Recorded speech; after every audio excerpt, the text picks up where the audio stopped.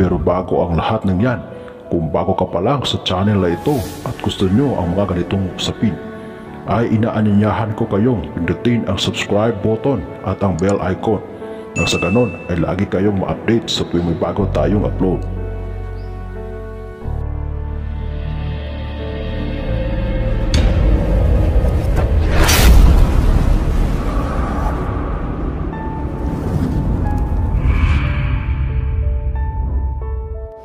Ang palos ay isang kakayahan o kapangyarihan na magaling sa takasan, bilis at liksi. Kung may magtatangka sa iyong buhay, ay matatakasan mo ito agad o maiiwasan at hindi ka nila kayang hulihin dahil ang katawan mo ay napakadulas tulad ng isang igat o eel. Ito ay isang uri ng isda na nabubuhay sa tubig tabang. Maraming naghahangad na magkaroon ng mutya ng palos dahil sa angking galing nito at kakayahan. Sa taong nagmamay-ari nito, parang igat ang dulas na hindi basta-basta mahuhuli. Kaya sa video na ito, aking ibabahagi ang orasyon sa palos.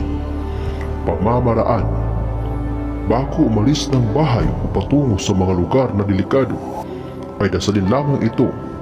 Una, magdasal muna ng isang Ama Namin, isa Aba Ginoong Maria at isang sumasampalataya at isunod ang orasyong ito ng 3 beses.